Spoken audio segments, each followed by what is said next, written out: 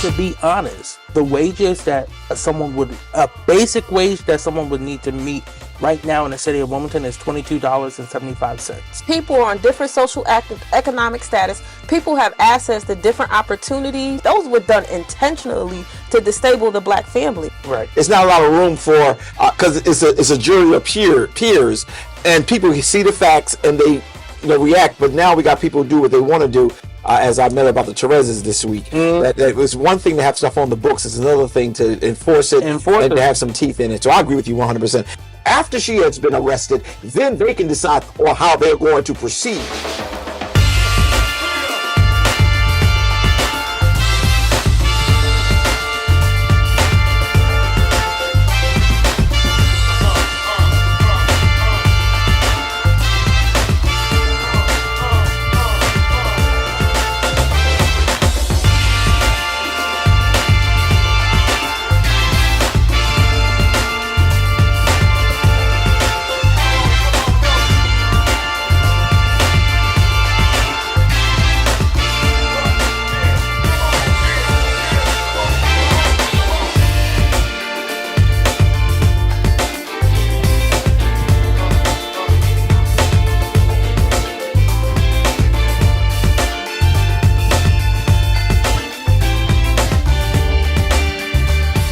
This is Dr. Curry. This is Kobe Owens. Sinead Darby. And welcome to The Source. We just want to give a comment in the front end that we are having some technical difficulties. So if things look a little crazy or there's some technical things going on, just know that we're working it out. And by the next show, we'll have everything worked out accordingly.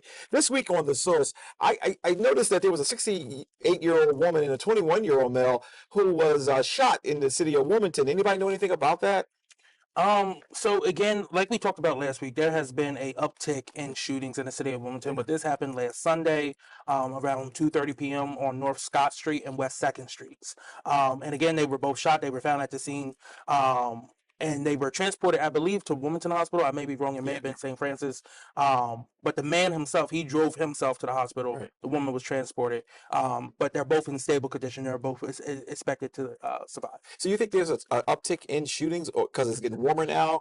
I think the weather's changing. More people's outside. I don't really know what's going on. I don't know what led to this. I don't think there's been too much information coming out from the WPD on what exactly led to this shooting over there. Okay. Well, we'll do is we'll just continue to watch. We know as it gets warmer, things happen. But crime increases, shooting increases in the summertime. People are outside more. They're interacting with each other, and then you also have with the summertime here, you also have the impact of COVID that people are feeling now economically, right? So those all things contribute to crime. People are feeling it now. Food is up. Oh, the food increases. Okay. You have increases in rent. The rent is too high. There's too much going on right now. People are feeling the after impacts of COVID. Beforehand, it was bad. Now it's worse. All of the sanctions are being lifted. All of anything that was being like with POC, we weren't at one certain time. You weren't paying POC, right? Yeah. That's uplifting. That's going to go away soon, right. Okay. Right? So people are concerned. There's economic barriers that are happening, and that all contributes to crime. And I feel like we're going to feel it even more because all of those things are being uplifted from COVID. That was providing barriers for people and helping them, right? Now POC, food is up, rent went up. Rent is increasing in the city of Wilmington, right? So those things are all happening. So when you have all of those things together, because it's not just a one simple issue, it's several things that comes together and creates crime, right? Crime doesn't just happen. It's historical, it's systemic, and it's what's going on today. So you think that the uptick in crime, but even though I know you're not really just specifically talking about this one particular shooting, but in general, overall, that you feel that because of now we're coming out of all of the things that have been given, that some people may be feeling some of the effect. Yeah, we're not getting more checks. Where are the checks? Okay, well, I can't always get checks. Go to work. That's what I always say. We got to go to work. Not that reparations. And I'm one of those people. I never could understand the difference between the conservatives and the liberals, but I messed it up one time saying I was more of a conservative because I'm not a Republican at all.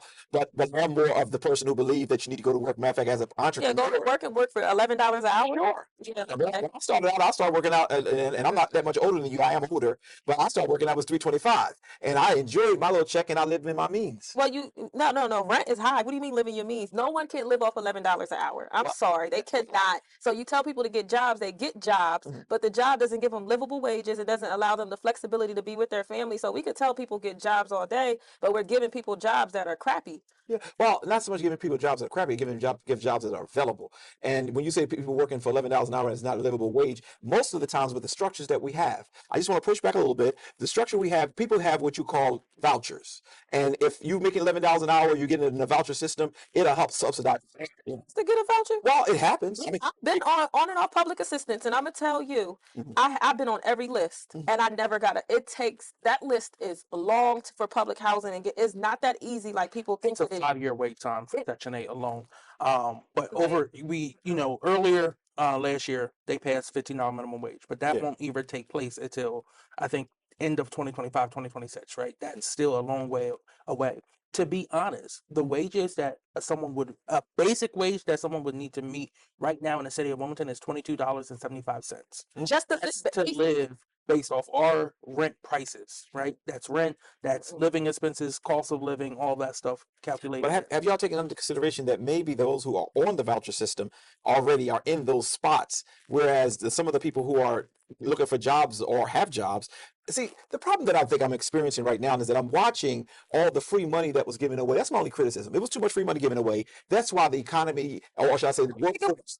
No, it was too much because No, you got people who understand the system. There are people who genuinely need help. Okay. And I'm going to agree with that. But then there are some people who have really learned how to work this system and they're creating problems for those who are providing jobs. Now, You're right. the majority. No, No, I think he's right. In every You're right with that. aspect, there's always going to be people who take advantage of systems. In every single aspect, there's always people who take advantage. That is not the majority of people. The majority of us out here need it. I needed those checks, and I need more. Mhm. Yes, I do. The people who took advantage of the money that came, or this free money, you said, right?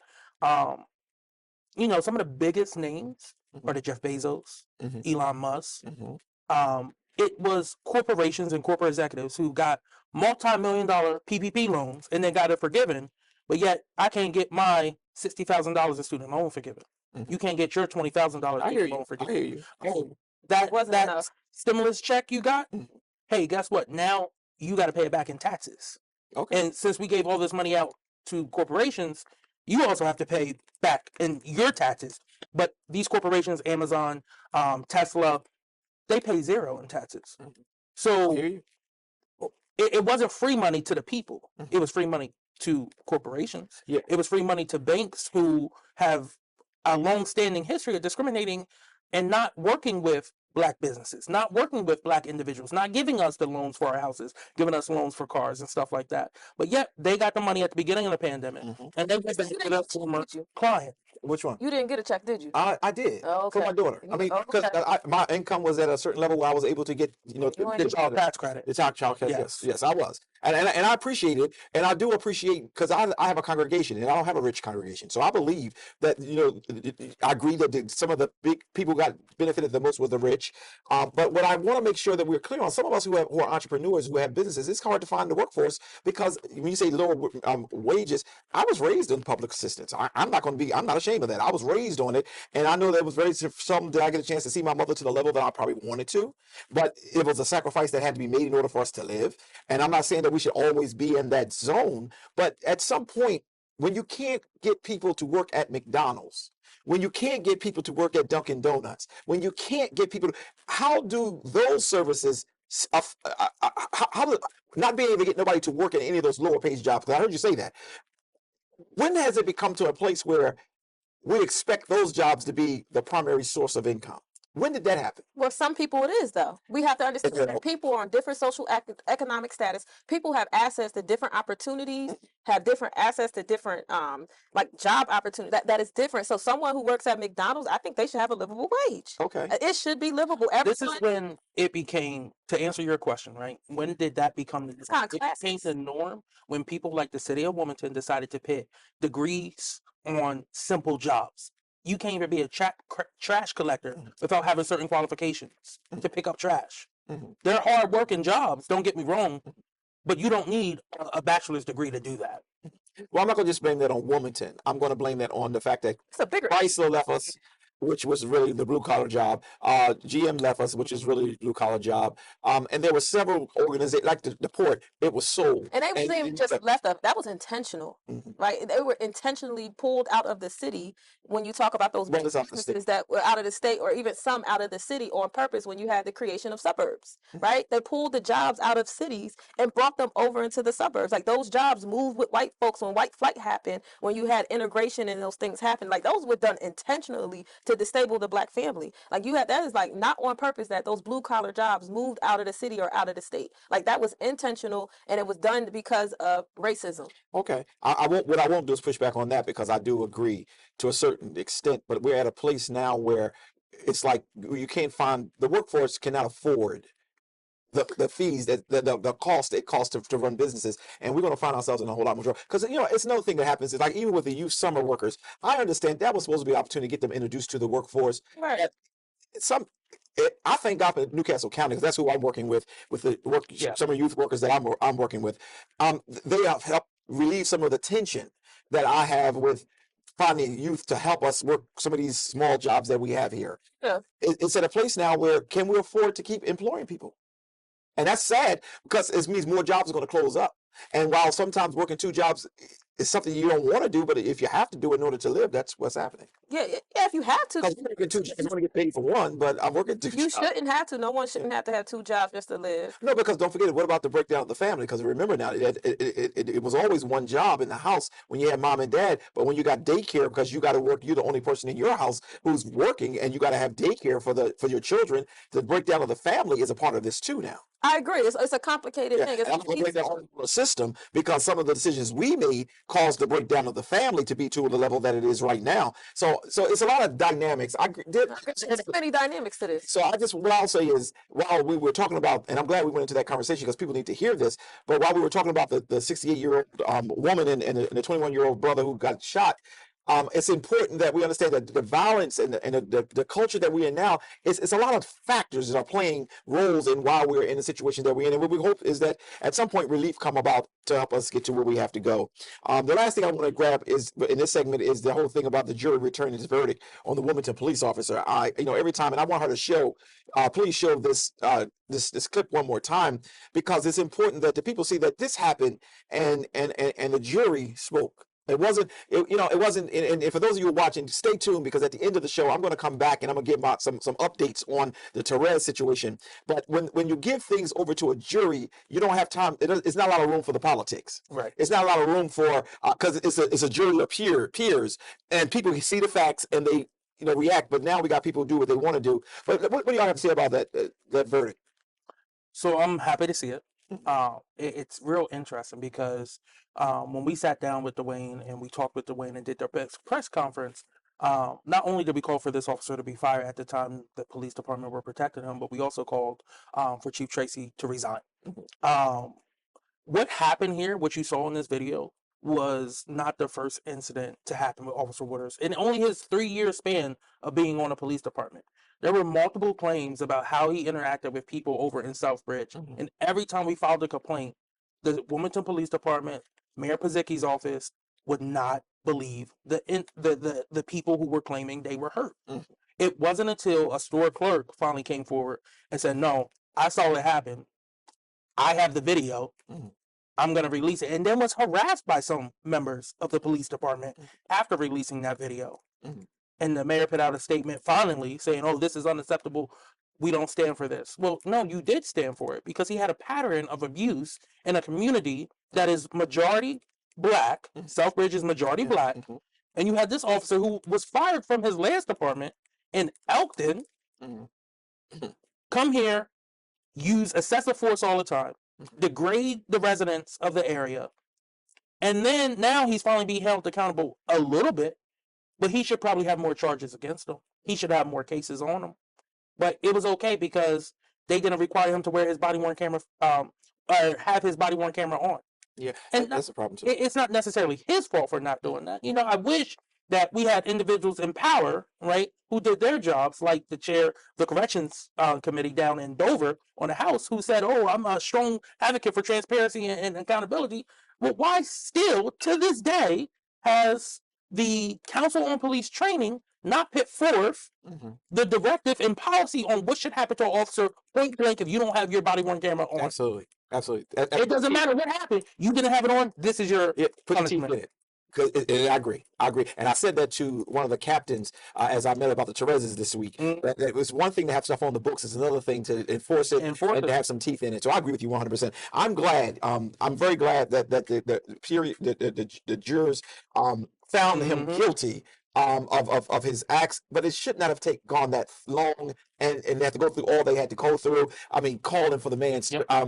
resignation. That's a frustration that I keep finding myself in Mhm. when dealing with people of color. We have to prove ourselves 100% that we have been victimized, whatever it is. We have to keep proving to everybody else that we were treated wrong. But some people get away with, and for you to say, which I do know as a fact, that this police officer came from one of the racist counties in the country where Ku Klux Klan headquarters is, and he came here. How did he even get here? Right. With a known record. Yeah. A known record Yeah. of abuse, right? Yeah. So hats off to Deputy Attorney General David Skoreski. But then also that this is the criminal case. There's also a federal civil case still going on as well Absolutely. too. So just making sure we Right. continue to support Brother Brown. Yes. All right. Well, we're going to come back and we're going to see what's going on with Shanae's world. Not Shanae's. Jesus, I call her Shanae. Lord help me. I'm sorry, but Shanae's world. And then we're going to be right back. We'll be right back.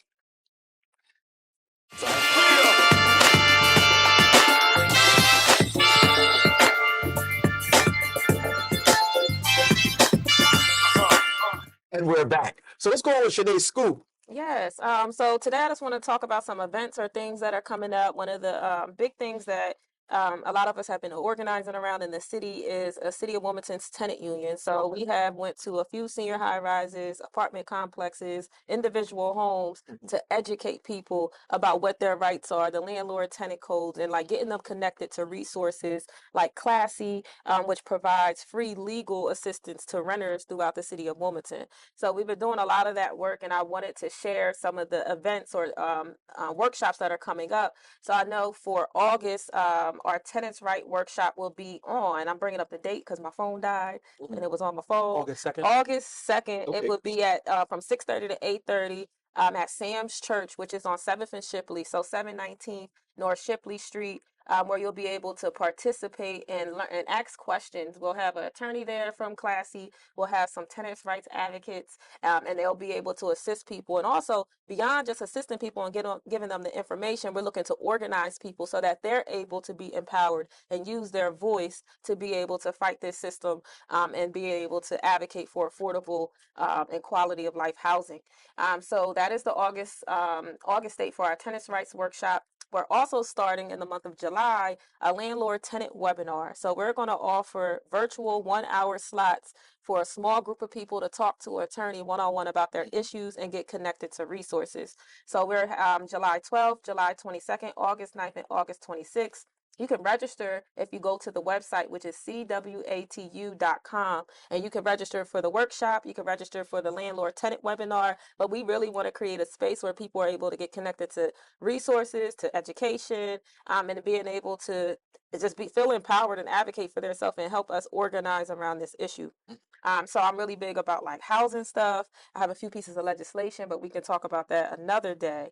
And then I also wanted to talk about the workers union. They had reached out to me. They're having a rally, which is actually today. So by the time this they'll see this recorded, it would have happened already. But SEIU 32BJ, they're looking to do more work in the city of Wilmington around workers' rights, and as we were just talking about earlier, around like wages and work conditions and benefits. And this union is specifically for cleaners, property maintenance workers, doormen, security officers, window cleaners, food service workers, and school workers too, and factory workers. So they have this union, but a lot, I feel like Wilmington specifically, I can't speak for the state. I could just speak for the city I live in. We don't do a lot of things with unions. And I think it's important that we start to push this because a lot of our workers are experiencing unfair wages are too low to live. even with all that money we got, right?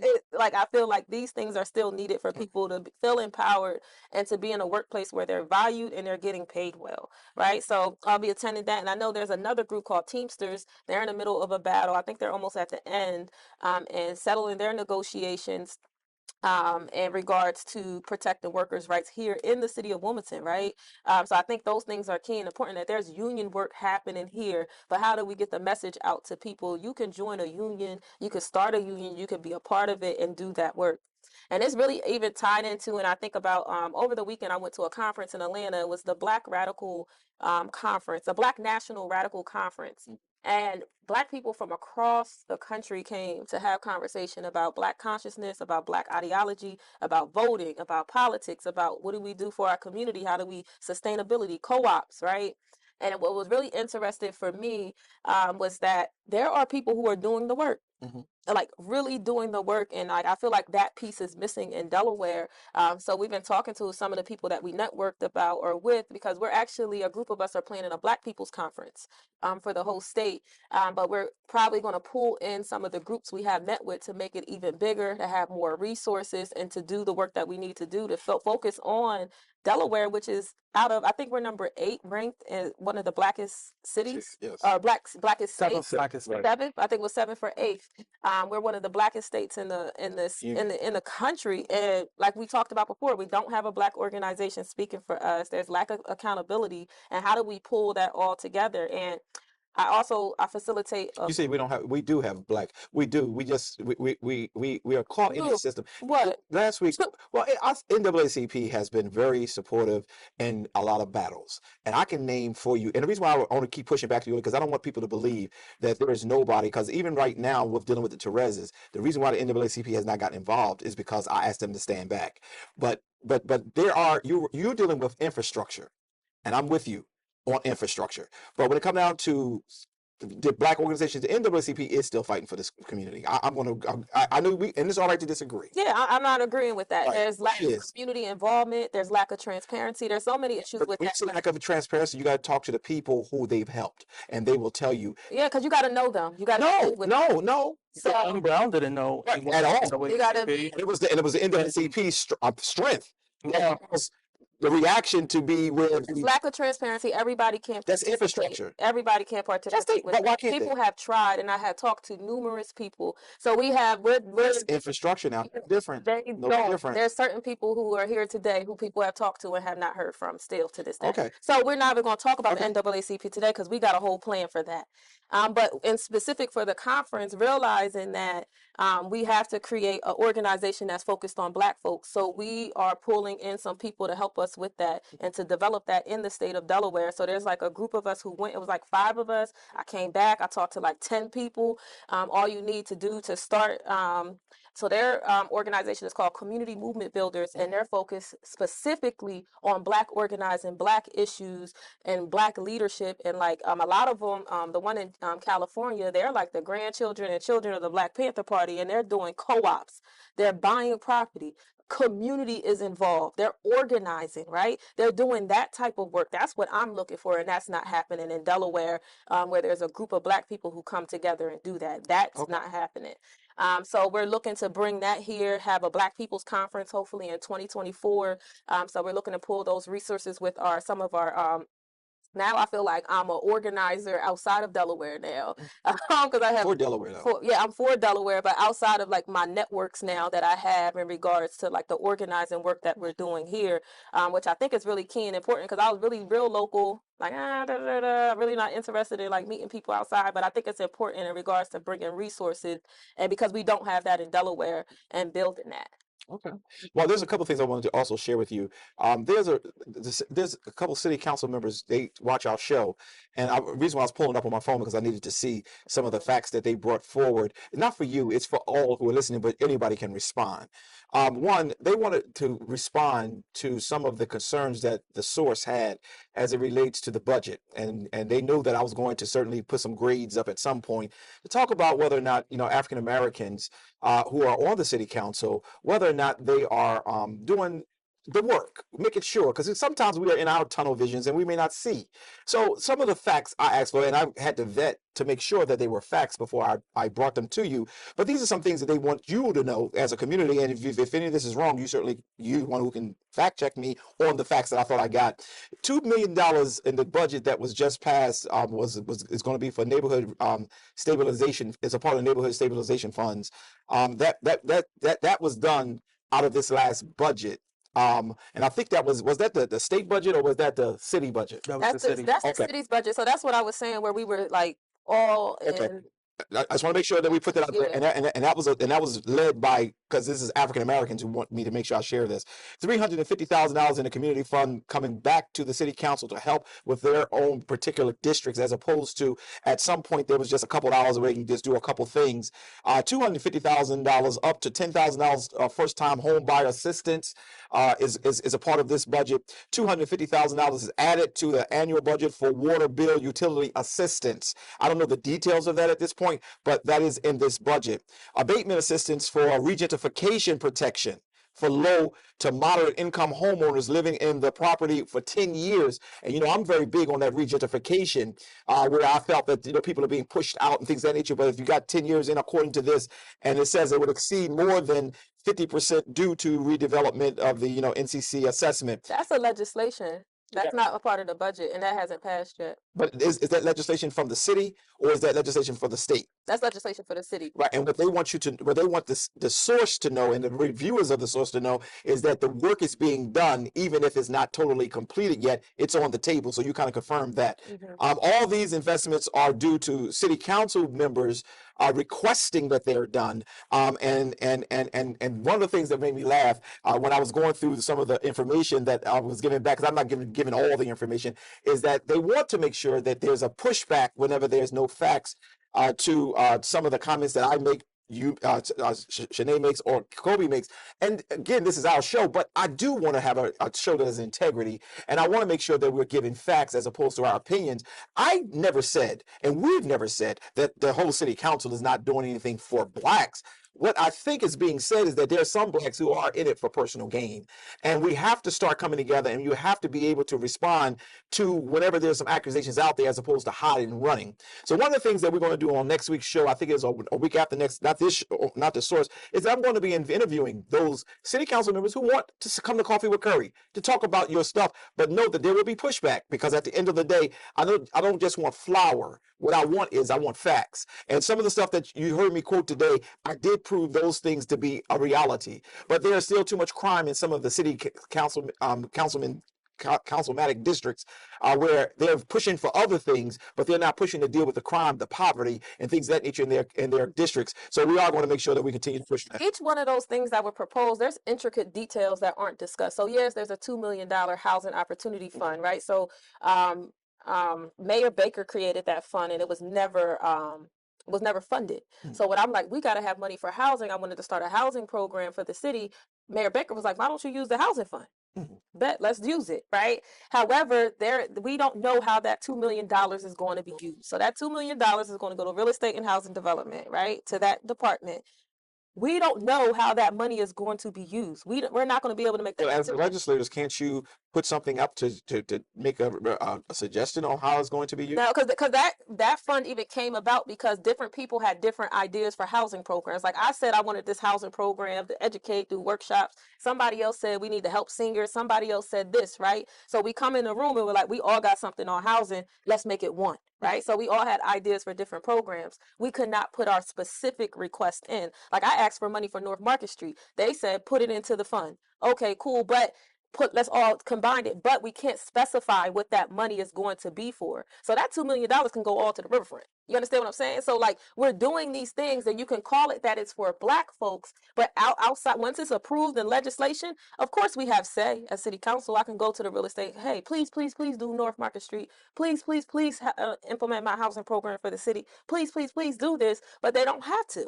Yeah, but that's when we have to put them on blast. That's when we have to be able to say, look, I needed to do this, that, and the other. And then again, we have an election get ready to come up. I think this is the time. Or even like the water bill assistance program. Right, and that was something I was really interested in.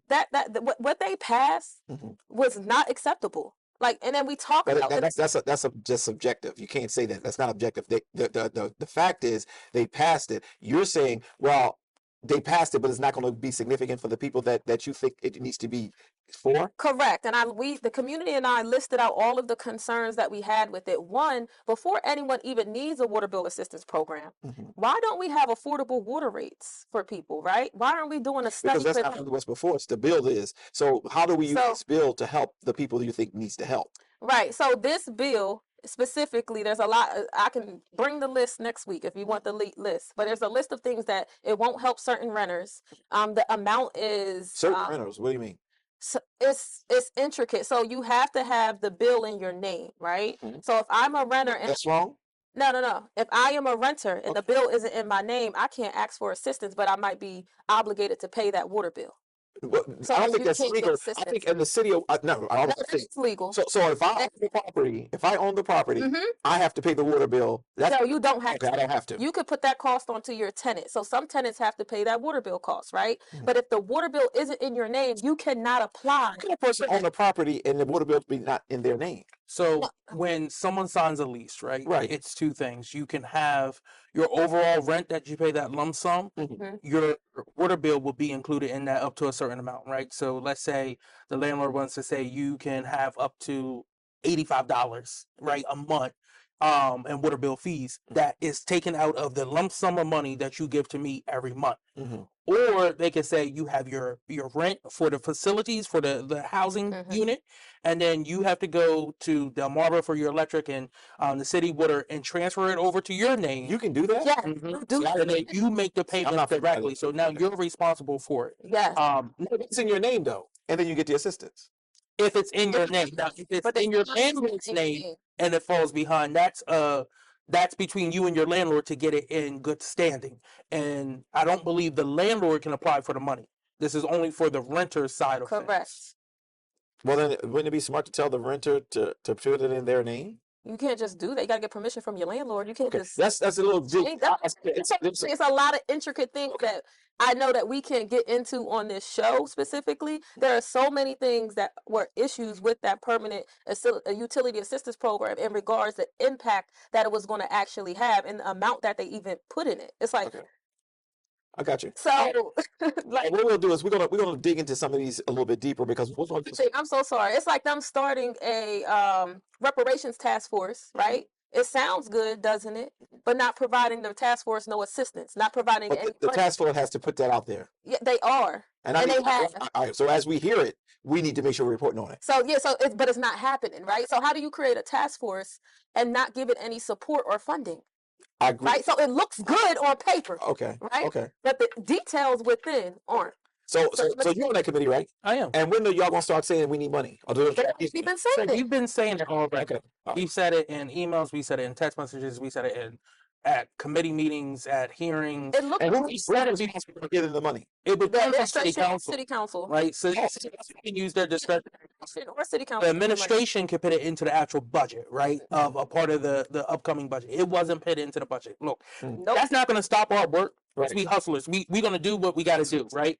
So we've already identified students who are going to work with us for the research purposes and stuff like that. We've been working with state agencies. It's actually been the city agencies that have given us the most pushback. We have state agencies. We're having presentations done. We've been operating. It's been some hindrance because of FOIA laws and everything. We stated that at the very beginning. Hey, we think this has to follow FOIA. We were told numerous times it did. Mhm. It did not. It did not. So we're not going to dwell on something. We started working. Then it comes back. We do have to follow FOIA rules. We have put in a request to ask them to ask legal. Comes back. We do. And the fines and fees task force also made that ask as well too. It comes back. We do have to follow FOIA. So we in my segment, I was going to talk about it. We're having our first meeting that's going to be fully FOIA. All our information's we well recorded. Everything you can see our notes and everything. We did not have a capability to record because of conflicting schedules and everything. We're not going to be at the city council building for our meeting. We're going to actually hold the meeting at the POW, and that's going to be July 10th at 5:30. The notice is actually going out today, Mhm. but it'll be July 10th. 5:30 p.m. at the POW. We're going to do a public vote on the chair and vice chair. public vote on an extension for the timeline since we were delayed. We couldn't meet for almost 2.5 months because of this whole FOIA situation.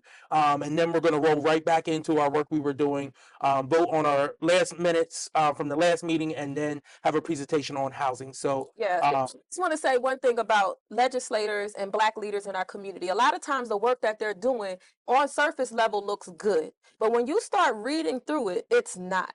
Right? Okay. So it looks good, reparations task force, but when you look at the details, it's like, really? This is going to, no impact is truly going to happen. So that's all that stuff you listed sounds good, right? Okay. Black representation does not equal policies for Black folks. So I just want to correct one thing. The task force has no power to implement anything.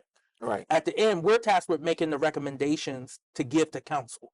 Right. So that's where the mayor's administration has to accept our recommendation. We got to do on this show. We're going to have to now put a segment in where we deal with the legislative and the council. Because what I don't want to do is I don't want to let city council off, and I don't want to let the mayor's office off. We have to be able to say, all right, we got the task force up and running. Everything is transparent. And when the people start seeing, because it's transparent now, they start seeing some of the things you have to tackle. How is it funded? It's really not transparent now, but Well, everybody's going to have their opinion on that, but we will see because we don't know until the 10th.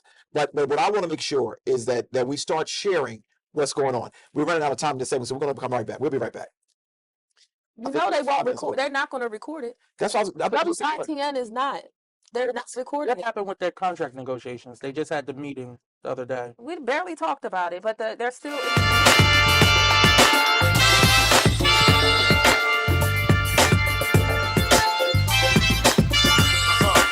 And we're back. Kobe, what's going on with the Kobe Corner? Yeah, so I want to talk about a few things. The bond bill has passed. By the time that this is actually airing, it should have passed the House. Yeah. It's passed the Senate already.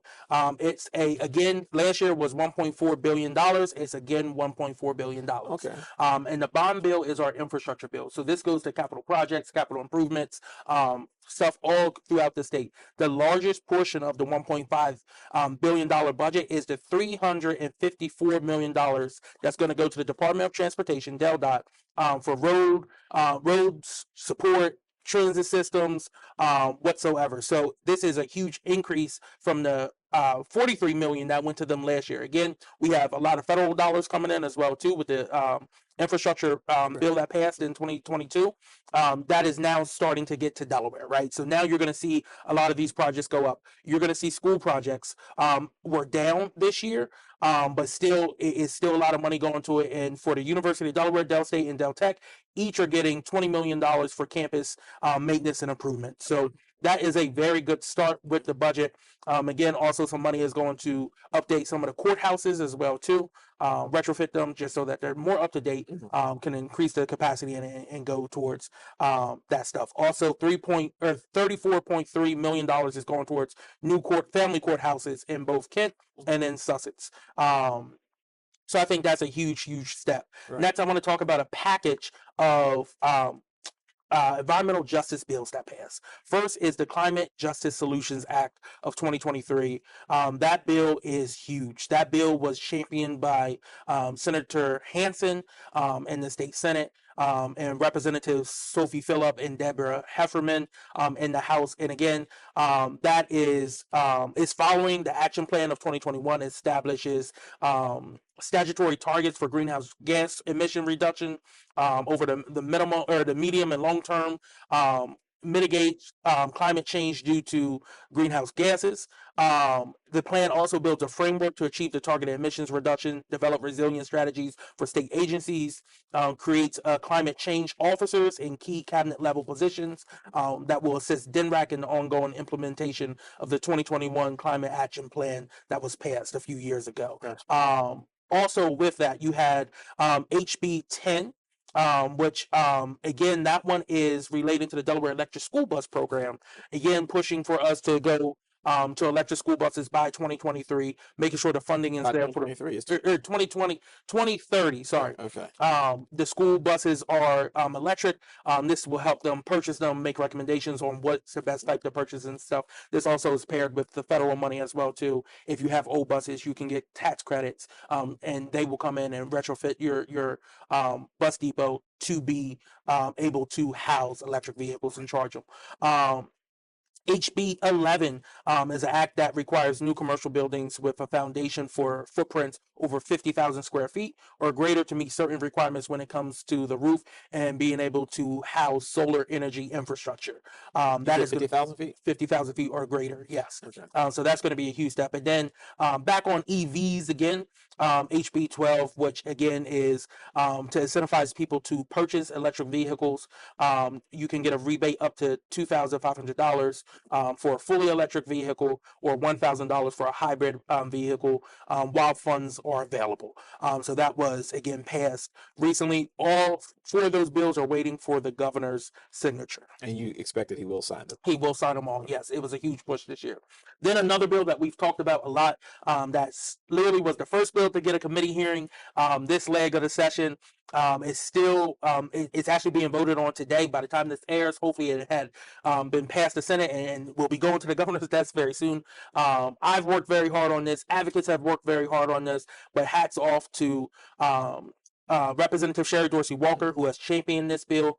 And it's the rent escrow bill. It's a court operated rent escrow accounts that will give residents the opportunity, the renters the opportunity that if their landlords are allowing a furnace to be broke, no hot water, no heat, no there's mold in the building, not to be addressed, you can hold them accountable by still paying your rent, not saying you're not going to pay your rent. You're still going to pay your rent. You're going to pay it into the courts. They're going to hold it, and your landlord does not get to touch that money until they fix the problem, so that you're living in safe housing. Right? You have a right to be able to wherever you lay your head for it to be safe, breathable air, clean water, hot water. So that's huge. Hopefully, it will be passed. There's making an amendment on it to change one thing about the withholding within 30 days to make it 60 days for the court, but it should pass. Lastly, and I'm going real fast because I know we're short on time today, but lastly, I want to talk about some updates at the PAL. I already talked about the reparations committee and what the work that we're doing there. We're trying our best, but we have hit some walls. Council staff has been very supportive. They've been trying to help us work through this as well too. So I do want to give a shout out to the council staff. On July 10th, we will be holding our next reparations task force meeting. I kind of ran down the agenda already, so I won't get back into it, but we will be doing a presentation on housing. After the presentation on housing and questions from the members, there will be an opportunity for public comment. Whether you want to talk about housing or whether you have suggestions about what we need to see in a form of reparations for the city of Wilmington, we encourage you all to come out that day. We're going to set up a Zoom option as well too. So if you can't make it in person, you will be able to join and do public comment via Zoom. And we want to hear from you. This is going to go into our research. This is going to go into our final report. We want to make sure we hear from as many people from the city of Wilmington or people who used to live in the city of Wilmington as possible. Let us know about deed restrictions. Let us know, because there's no official redlining map here just talking about housing, but reparations is so much more than just housing and a check. It's about education. It's about health disparities. So we're going to try to make a well-rounded recommendation that hits a lot of different pain points our people have suffered through. Okay, good. And the last thing I have is we have a golf classic coming up. It's the 11th annual golf classic at the for the Wilmington PAL. It's going to be held at Ed Oliver Golf Course on September 20th. If you're interested in joining, you can go to the PAL's website at palw.org, and you can sign up there. Tickets are $150 for one golfer. Okay, good. Well, we had a whole lot of news today and a whole lot of conversation. I'm going to come back after this break, and I'm going to talk about the Therese situation. I had some updates of people I did meet with this week, and I think you'll be interested in knowing where we are and what's going on. We'll be right back.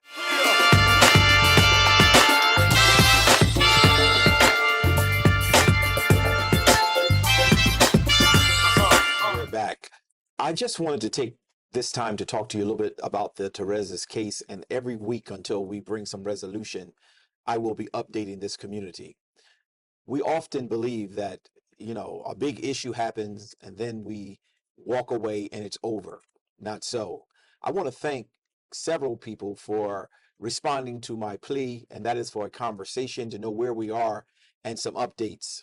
This week, I had the fortunate opportunity to meet with the secretary, or I shouldn't say secretary, but the commissioner for L&I, and Mr. Boykins. And I want to thank him for engaging and indulging me in such a meeting with Mrs. Therese.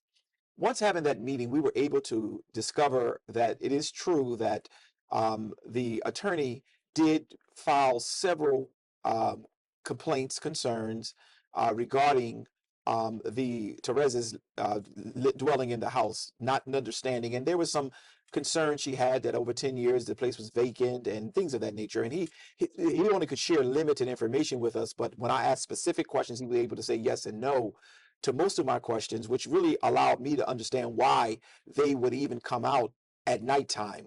One of the concerns was that they were working under, under the disguise of L&I is gone, so we can do some work, and that was not even the case. But that was the concern, and as L&I, they had to investigate the concerns that were brought before them, which still raises a lot of questions with me as it relates to the attorney, because she personally, just made it her business to meet with the mayor, to meet with L&I, send text messages, and do all she could to ensure that these persons get out of the house. They didn't find any violations that they needed to enforce. They didn't see anything that they needed to do. So therefore, L&I did what they were supposed to do, and they kind of left it alone.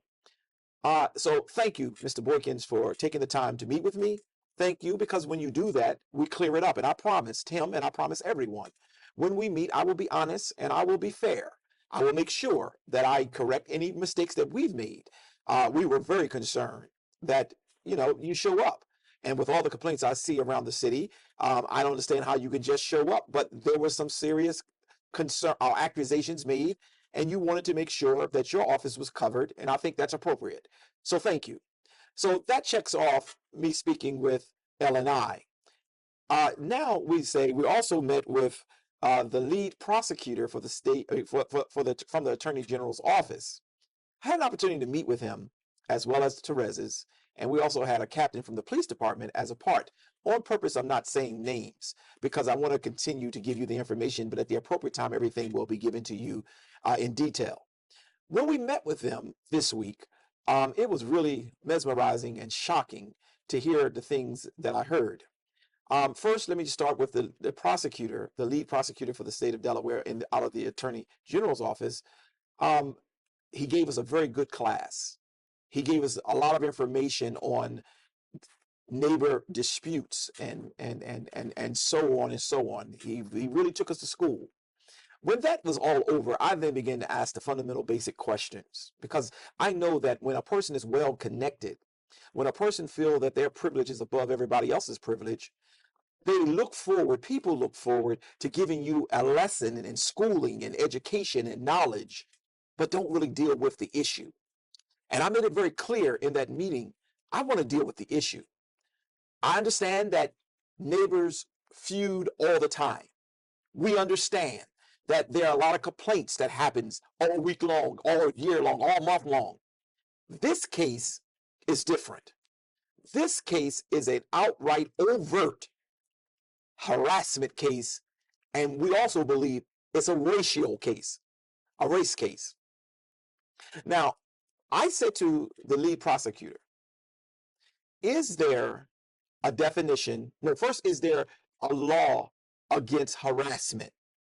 His response after he gave all his other commentary, because I stuck with my one question, his response was, yes, there's a law against harassment. Now, I never got a direct answer from the lead prosecutor on whether or not the attorney have violated that law. He says that, we can do mediation because we don't want to put everybody in the system, but I don't see why we would need to pursue this. I disagreed. I then turned to the captain of the police department for the West Side, and I said to him, do you feel that there was harassment? He kind of said yes with a whole lot of hemming and hawing, but he did not want to affirm it because you can tell a lot of meetings were going on. I said then, what proof could we provide the community with that you all really do believe, meaning the police department, that there was harassment? And Mrs. Therez read from the report that was issued by the police department that they agreed that there was harassment, and the attorney apologizes in her own words for harassing them. Then the whole conversation shifts.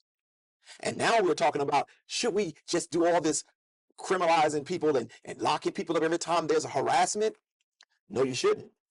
They quoted that we don't want to do so much policing, that we're not doing any development. Sure, you can say all of that now that you have a white woman who have done this to a Black and Latino family. We know how much you used the system is used to criminalize African Americans and Latinos. But now we have a white woman who did this, who violated the law. And the police department feel that, she did.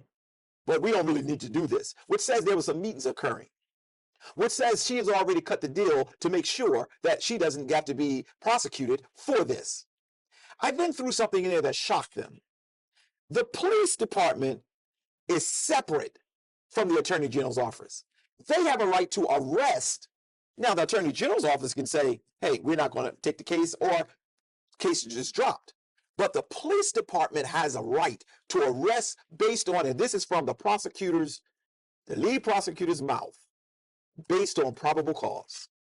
Now, the Attorney General's office has to go off of facts. It has to be proven beyond a reasonable doubt. It has to be proven. But the police department, they don't. They have to have probable cause. That's why so many Black people got locked up and arrested. That's why so many Latinos get locked up and arrested. They don't have all the facts. They just got probable cause. This attorney, there's more than probable cause. There's proof. We got cameras. We have video of this woman harassing this family. Don't ever believe that that one picture that we keep showing you, that one camera, is all we have. But it started February the 16th. That didn't take place until a couple months later, when they were told constantly by the police department, you're going to have to get it caught on camera. They went through months of constant harassment. She's an attorney. She understands how far she can go. At the time of the recording of the camera, she didn't even know that was there. But then at some point, she didn't care, because she even made comments, I don't care about their cameras. My brothers, my sisters who are watching us, we're now moving to action, because the Attorney General office basically said we're not going to file any charges. But the police department and for the chief, when you come back into the country on today, which is Sunday, I've left a voicemail in your phone, because I need for you to do your job.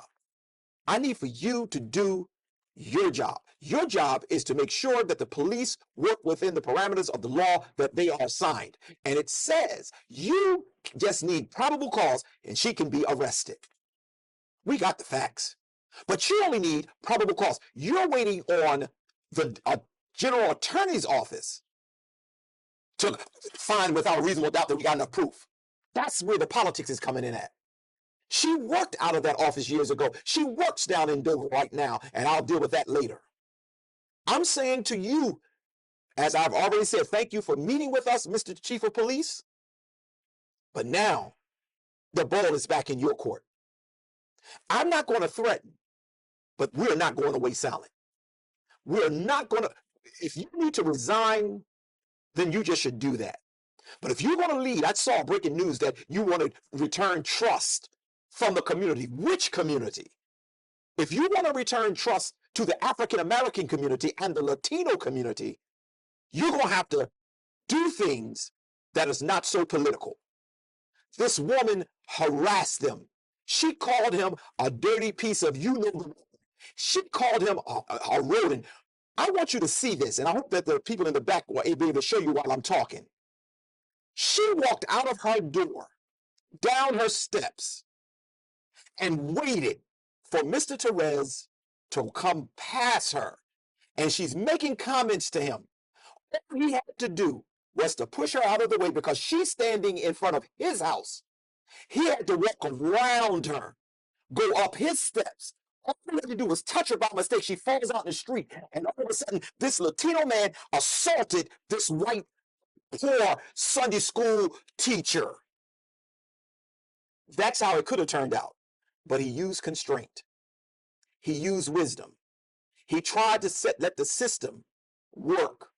And the best you all can do is to play games with each other and come to a conclusion, we'll give them remediation, and that's it. Unacceptable. Do your job. Another thing the Attorney General lead prosecutor said, and I don't think he meant to say it, we don't want to just put people in the system because it's so difficult. Once you get in the system, you get out of it. Why are you laughing, Pastor Curry? Well, we black people already know that as a reality. We already know as soon as we get in the system, we're in the system. Even when we get pardoned, it still shows up. What makes her so much better?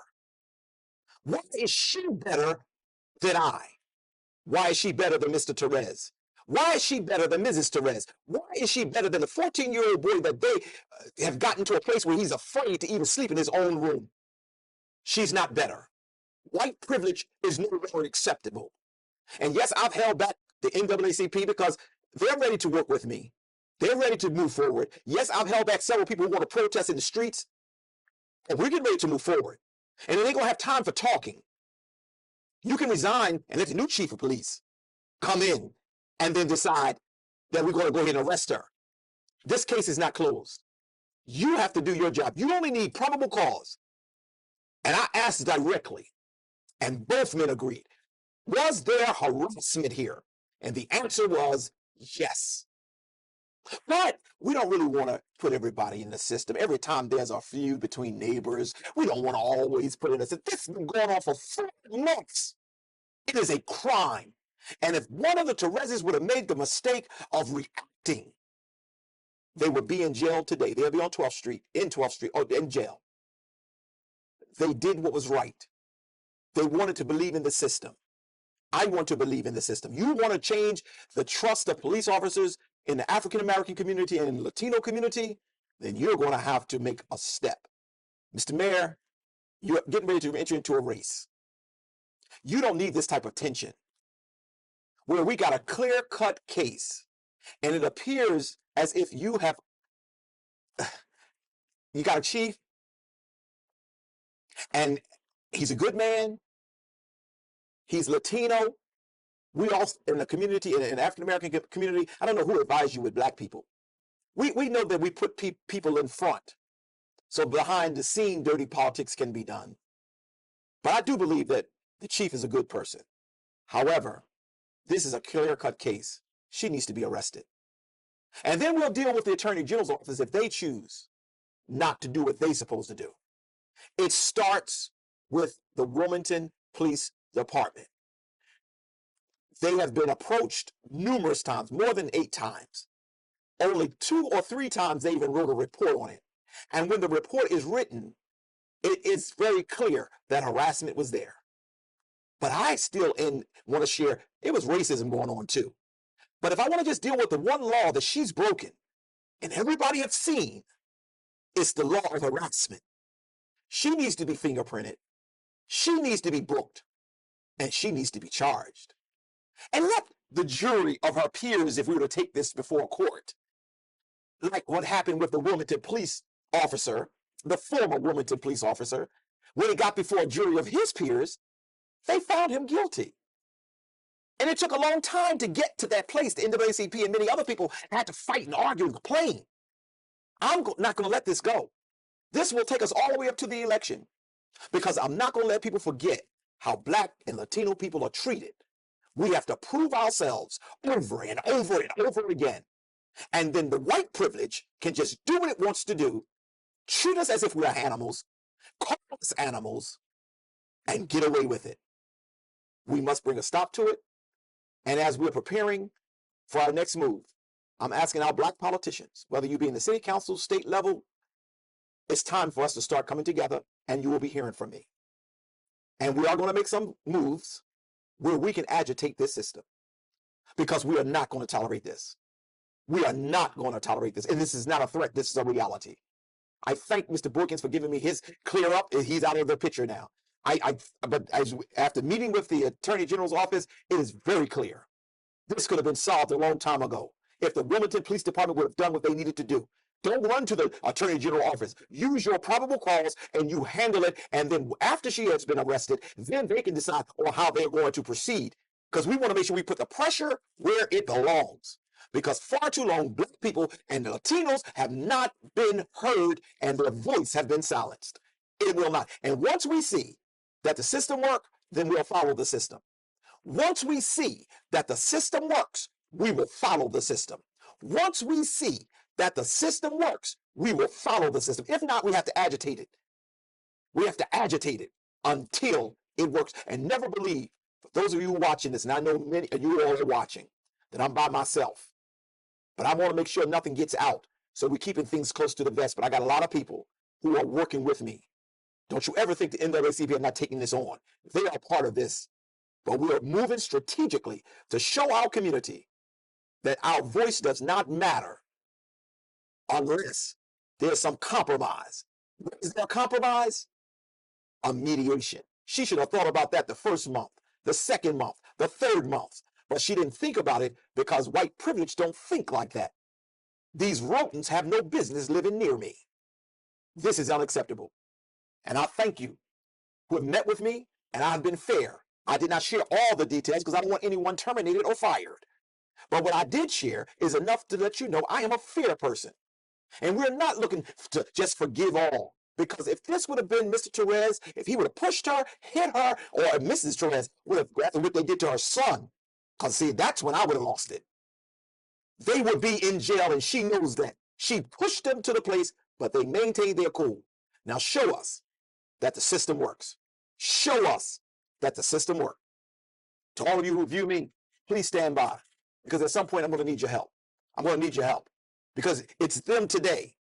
It may be you tomorrow. If we collectively come together, whenever there's an issue, we'll be able to solve it. Never be seen on the side of the road when a brother or sister needs your help.